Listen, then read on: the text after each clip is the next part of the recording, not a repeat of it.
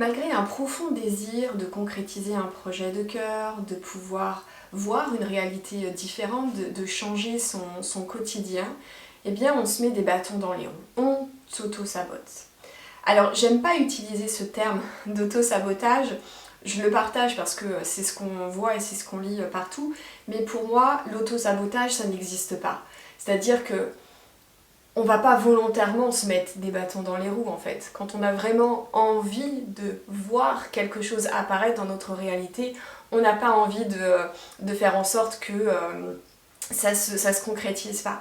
C'est pour ça que l'auto-sabotage pour moi en fait, c'est pas je me mets des bâtons dans les roues, c'est je me protège.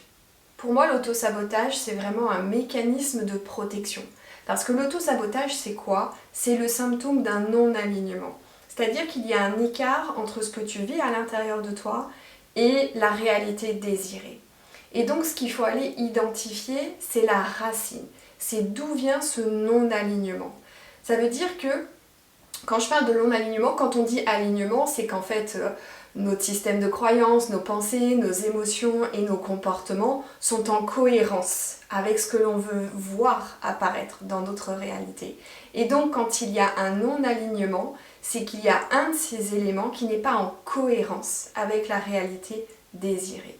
Ça veut dire que ton job, en fait, pour briser le cycle de l'auto-sabotage, c'est d'aller identifier la racine et de se dire, finalement, qu'est-ce qui m'empêche de pouvoir poser les bonnes actions et d'être en cohérence avec la réalité désirée. Est-ce que c'est une croyance limitante? Est-ce que c'est un conditionnement? Est-ce que c'est une émotion inconfortable? Est-ce que c'est une blessure émotionnelle liée à l'enfance? Est-ce que c'est un trauma? C'est tout ça en fait qu'il faut aller regarder pour pouvoir identifier la racine et briser le cycle de l'auto-sabotage. Donc reste avec moi jusqu'à la fin de cette vidéo parce que je vais te partager une méthode en 3 étapes pour que tu puisses toi-même faire ce travail et enfin sortir de l'auto-sabotage et pouvoir voir tout simplement se concrétiser ce projet de cœur ou une réalité que tu as envie de vivre. Donc, ce qui est vraiment frustrant en fait dans l'auto-sabotage, c'est qu'on se voit faire. Souvent mes clientes, c'est ce qu'elles me disent. Elles me disent, tu sais Vanessa, je vais te prendre un exemple pour illustrer ce que je dis. J'ai une de mes clientes qui me partageait il n'y a pas si longtemps que ça, que souvent elle procrastinait sur des actions qui pourtant étaient vraiment importantes parce qu'elles lui permettaient d'avancer concrètement dans son projet entrepreneurial. Et en fait, dès qu'elle finissait par faire l'action, du coup elle était contente, elle se félicitait et donc souvent elle disait à son conjoint tiens on va fêter ça et donc ils ouvraient une bouteille de vin et en fait au lieu de juste trinquer un verre elle buvait trop de telle sorte que en fait le lendemain matin elle se réveillait et elle avait totalement perdu le momentum, c'est-à-dire l'élan dans lequel elle était. Et donc c'est ce qu'elle me partageait. D'autres clientes qui vont aussi se confondre dans de fausses bonnes excuses. J'ai pas eu le temps, ce week-end j'étais avec des amis ou je suis partie tout le week-end, etc. Et en fait elles avancent pas sur l'accompagnement alors qu'elles savent que c'est cet accompagnement qui va leur permettre d'atteindre ce qu'elles désirent voir se concrétiser. Donc ce qu'il faut faire, c'est identifier la racine. Alors, déjà, il existe plusieurs formes d'auto-sabotage et c'est ce que je vais te partager pour que tu puisses mieux identifier, commencer à voir quels sont les comportements qui sont effectivement pour toi de l'auto-sabotage. Alors, voici les principales formes d'auto-sabotage professionnel que l'on retrouve facilement. On va retrouver bien évidemment la procrastination. Je pense que c'est le principal symptôme qu'on observe aisément. On a les fausses bonnes excuses, comme ce que je viens de te partager.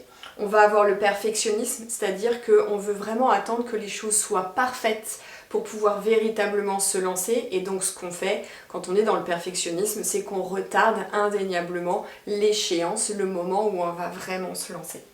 le besoin de prouver sa valeur. À partir du moment où on est toujours dans un excès, qu'on cherche toujours la validation, eh bien on n'est pas soi-même et ça peut amener en fait à se surengager, à se surinvestir et donc à s'épuiser. Et quand on est épuisé, on n'a plus l'énergie, on n'a plus la prise de recul nécessaire pour pouvoir prendre des décisions éclairées. On va avoir la micro-ambition. Et ça aussi, c'est quelque chose que j'observe souvent chez certaines de mes clientes, c'est-à-dire qu'elles peuvent avoir une grande vision et finalement le mental les rattrape, la peur les rattrape, le doute les rattrape et donc elles décident d'avoir une vision plus petite de ce qui finalement les anime profondément. Et donc c'est s'auto-saboter parce que elles vont pas exprimer finalement leur plein potentiel. On a l'hyper-adaptation.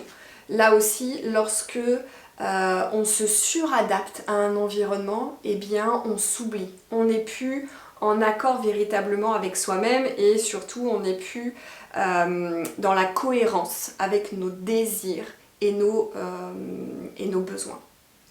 On va avoir la peur d'échouer ou de réussir, bien évidemment. Comme je le partageais tout à l'heure, le succès, c'est comme une pièce à deux faces.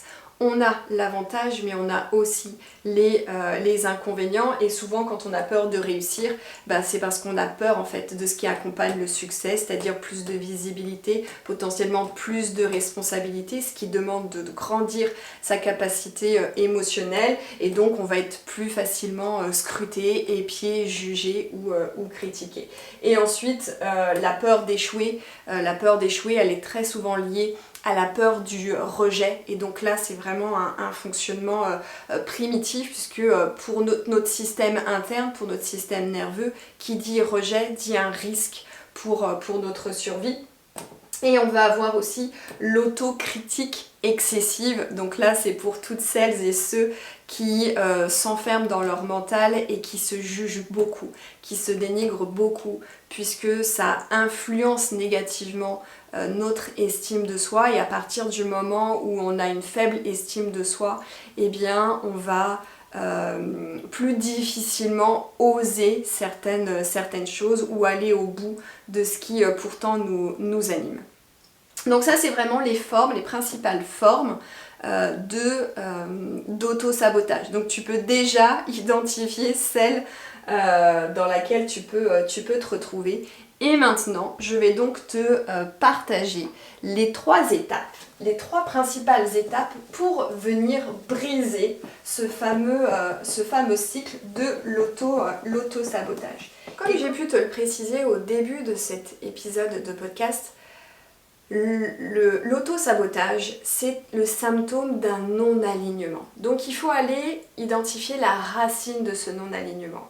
Et très souvent, c'est même quasiment tout le temps, en fait, ce qui nous bloque, c'est notre incapacité à venir ressentir l'émotion inconfortable que l'on va ressentir en se mettant en action. Et donc, on va aller se poser un certain nombre de questions pour pouvoir identifier la racine, comprendre d'où vient le non-alignement. Est-ce qu'à un moment donné c'est une identité limitante, je me sens pas assez, je suis pas à la hauteur, je suis pas capable, je suis une personne qui manque de confiance en elle, etc. Est-ce que c'est un conditionnement? Est-ce que c'est une croyance limitante? Les gens ne peuvent pas vivre confortablement de leur passion, ou c'est compliqué pour une femme d'accéder aux plus hautes responsabilités dans une organisation, etc. etc. Tant qu'on s'enferme dans ce genre de croyances limitantes, encore une fois, notre environnement n'est que le reflet de ce que l'on vit à l'intérieur de soi. Ça peut être une émotion inconfortable, ça peut être une blessure aussi émotionnelle liée à l'enfance, etc. La première chose à faire, avant même de commencer à identifier l'origine et d'avoir cette prise de conscience, la première chose à faire, c'est de venir réguler son système nerveux pour sortir un petit peu du brouillard mental, de sortir de nos appréhensions, de nos doutes, de nos peurs. Donc, ce que je vais t'inviter à faire avant même d'aborder les différentes questions, c'est juste de prendre de profondes respirations pour venir passer du système sympathique au système nerveux parasympathique, c'est-à-dire revenir dans l'instant présent et dans le calme. Donc tu peux prendre juste 5 minutes et faire des respirations profondes où tu vas venir inspirer 4 temps, tu vas bloquer 2 temps et ensuite tu vas expirer 6 temps. Tu le fais pendant à peu près 5 minutes, tu vas voir que ça va vraiment te détendre et généralement on a même le sourire qui arrive sur nos lèvres. Donc première chose à faire, c'est vraiment de venir réguler son système nerveux. Ensuite, on va venir se poser un certain nombre de questions pour pouvoir identifier la racine. Et donc voici une liste de questions. J'espère que tu les verras. La première question, ça va être de se demander qu'est-ce que je ressens aujourd'hui lorsque je pense à ma réalité désirée? Est-ce que je suis dans la contraction, c'est-à-dire est-ce qu'il y a certaines tensions, est-ce qu'il y a certains doutes, certaines confusions, certaines appréhensions, certaines angoisses, certains stress, etc. Est-ce que au contraire, il y a de l'enthousiasme, il y a de l'excitation, il y a du plaisir, il y a de la passion? Donc c'est vraiment de ressentir, est-ce qu'on est dans la contraction ou est-ce qu'au contraire on est dans l'ouverture? On peut bien évidemment ressentir les deux. On peut à la fois être angoissé, stressé, on peut avoir des doutes, tout en étant aussi enthousiaste. Ce qu'il faut, c'est vraiment identifier la contraction. Et parfois, ça peut être très léger, mais même si c'est léger, ça va venir influencer sur tes décisions, sur tes comportements, et donc amener l'autosabotage. La deuxième question, ça va être de te demander, est-ce que tu crois vraiment en ta capacité à atteindre ton objectif? Souvent, on va vouloir se lancer, on va vouloir faire les choses, mais on peut avoir cette croyance insidieuse qui est finalement de se dire « je ne crois pas que ce soit possible pour moi » ou « je doute que ce soit possible pour moi ». À partir du moment où cette conviction, elle n'est pas ancrée chez toi, automatiquement, tu vas venir t'auto-saboter. La troisième question, c'est du coup, quelle est l'émotion finalement que je m'empêche de ressentir et qui fait que je me protège et je m'empêche d'atteindre ce que je veux voir se matérialiser dans ma réalité. Quelles sont mes croyances limitantes sur moi-même, sur mes capacités, mais aussi sur le monde, sur les autres. Tu pourras consulter l'article de blog qui accompagne cet épisode de podcast parce qu'il y a d'autres questions sur lesquelles tu pourras te pencher bien évidemment. Et aller à la racine, avoir cette prise de conscience et comprendre pourquoi tu es amené à t'auto-saboter. Donc c'est ce qu'on veut vraiment obtenir. L'autre invitation que j'ai pour toi, c'est de pouvoir comprendre quand est-ce que tu es dans la contraction dans ton corps et quand est-ce que tu es dans l'ouverture. Et donc là aussi, j'ai un cadeau pour toi qui est une formation qui va te permettre de tester une pratique vraiment puissante qui va te montrer quelle est la différence entre je suis dans la contraction, comment je suis en lien avec une émotion inconfortable et comment j'apprends à la transmuter. Donc tu pourras télécharger ce cadeau qui est offert pour toi pour que tu puisses vraiment expérimenter cette pratique. Tu trouveras le lien autour de cet épisode de podcast. Ensuite, on va passer à la deuxième étape. Ça va être de réécrire l'histoire que tu te racontes. Ça veut dire quoi ? Ça veut dire que dans l'étape précédente, tu as mis en avant un certain système de pensée, un certain système de croyances dont l'origine peut être due à une croyance qui a été construite par tes propres expériences ou une croyance qui a été construite en lien avec une blessure émotionnelle liée à l'enfance ou un conditionnement, peu importe. Ça veut dire que tu te racontes une histoire sur ta capacité à pouvoir atteindre la réalité désirée. Donc tu te racontes une histoire. Peut-être que tu te dis, j'en ai marre ou je voudrais tellement que les gens prennent en considération mes idées que je partage en réunion, mais du coup je ne partage pas mes idées parce que j'ai l'impression qu'elles ne sont jamais assez bonnes, qu'elles ne sont jamais innovantes, qu'elles ne sont jamais suffisamment créatives, ou j'ai l'impression que lorsque je prends la parole, je ne suis jamais entendue, j'ai l'impression d'être invisible en réunion, lorsque je parle, les gens détournent leur attention, etc. Donc en fait, tu te racontes une histoire. Et donc là, ce qu'on veut, c'est réécrire l'histoire pour que ce soit une histoire qui vienne soutenir tes ambitions et tes aspirations. Donc ce qu'on va faire, c'est identifier toutes les émotions inconfortables, toutes les croyances limitantes que tu as autour de ta vision, autour de la réalité désirée que tu veux vivre. Et on va venir finalement faire 2 colonnes. Là, on va avoir les limitations. Et là, on va avoir le support. C'est-à-dire que là, tu vas venir noter toutes les croyances limitantes. Et ensuite, tu vas venir ici écrire des croyances qui sont plus aidantes. Alors, attention. Quand généralement, une limitation, la croyance aidante, ça va être l'inverse. Généralement, on fonctionne comme ça. Sauf que c'est un très mauvais conseil. Pourquoi ? Parce que pour certaines personnes, le gap va être trop important entre la limitation et ce que l'on désire vraiment ressentir et croire au fond de soi. Ça veut dire que si aujourd'hui tu te dis je suis une personne qui manque de confiance en elle et c'est ce qui fait que j'ai tendance à m'auto-saboter parce que je me dis que si je fais telle ou telle action ou si je prends telle ou telle décision, ça va mal finir. Peu importe l'histoire que tu te racontes.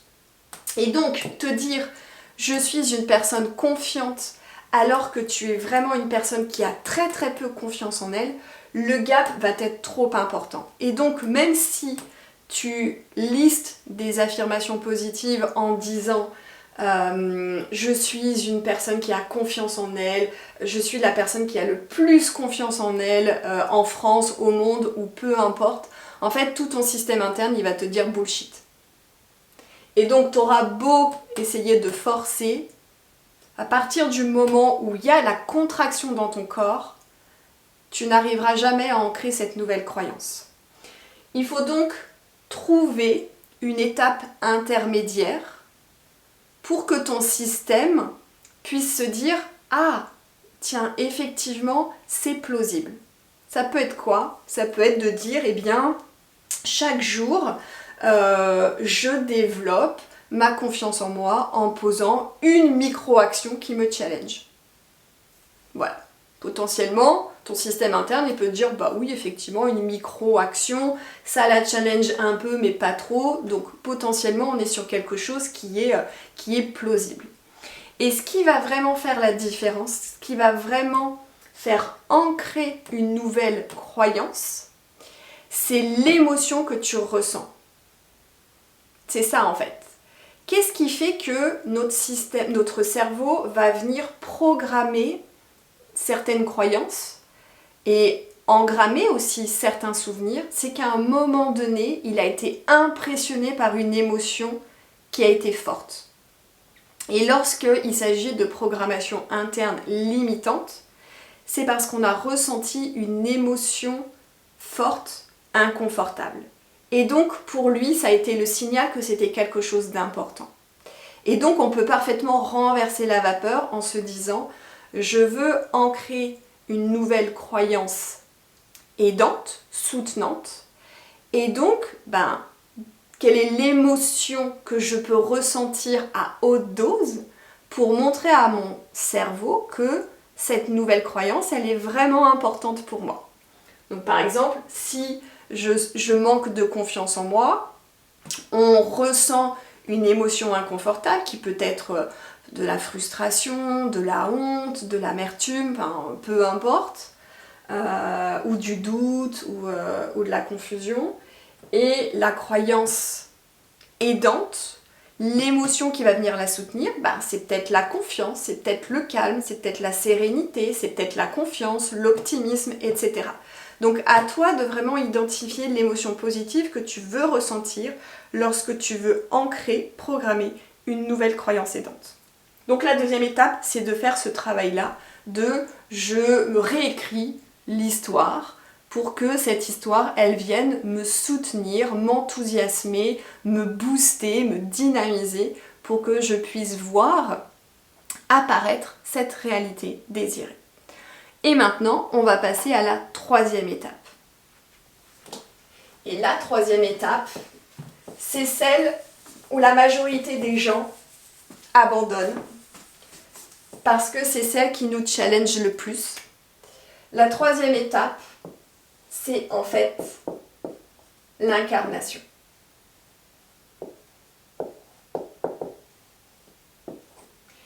Et souvent, lorsque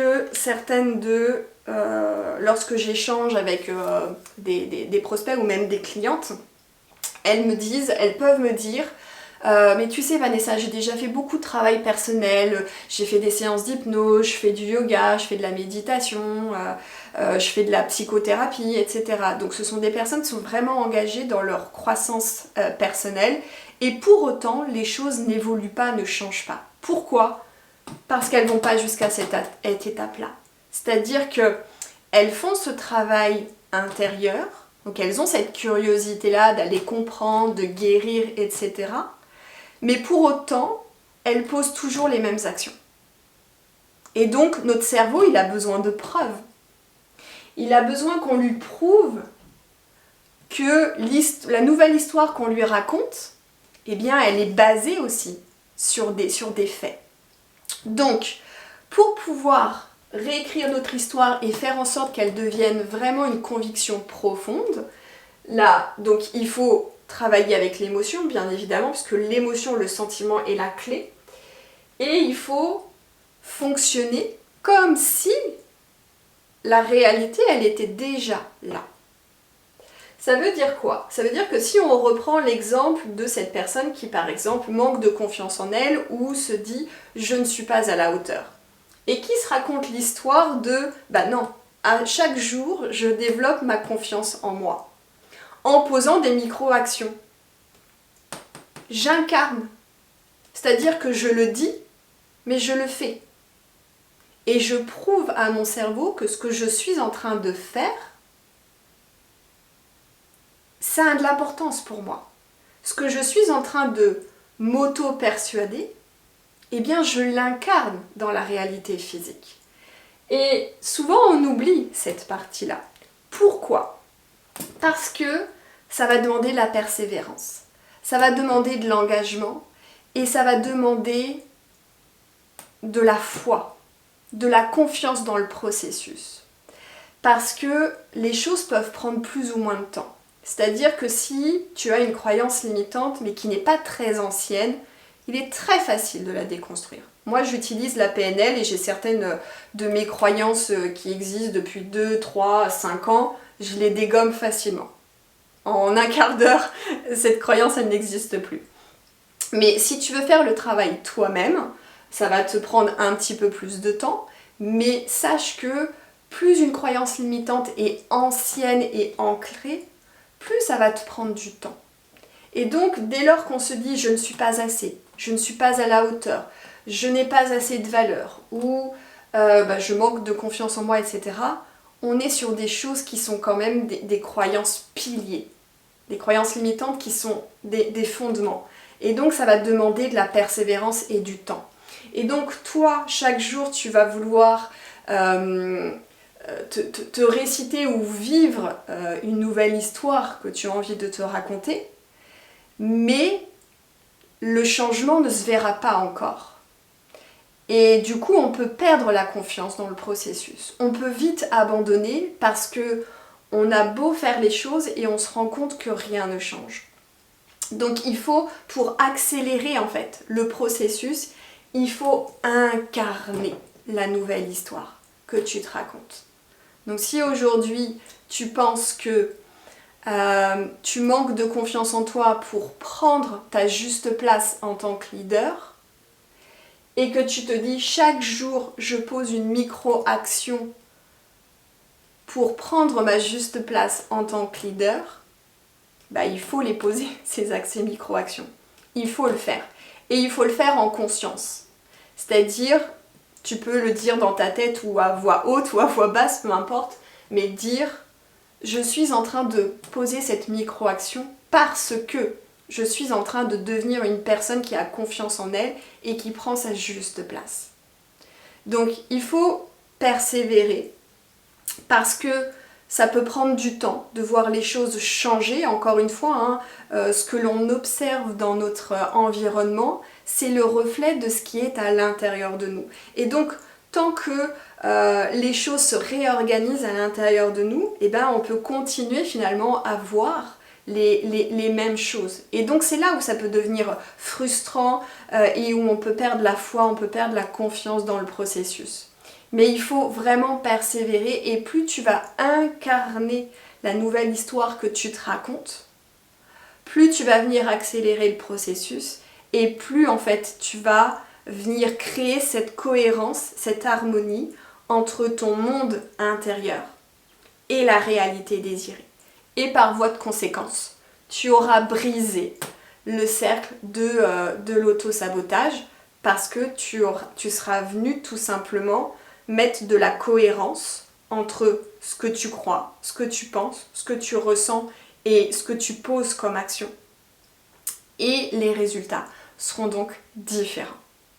Voilà ce que je voulais te partager. Donc tu vois, c'est vraiment une étape, c'est vraiment une méthode en 3 étapes qui est très simple. Mais effectivement, la dernière étape, elle challenge beaucoup de personnes.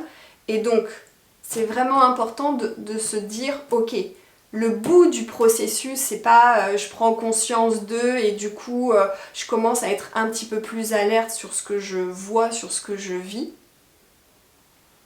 Non, c'est j'incarne en fait la réalité que je veux vivre, même si dans mon monde physique, je ne vois pas encore les choses se matérialiser, se concrétiser et que j'ai l'impression de rester toujours dans la réalité actuelle parce que le changement d'identité peut prendre plus ou moins de temps, tout simplement. Et donc il peut y avoir toujours un décalage entre l'identité passée et la nouvelle identité que tu es en train de te créer.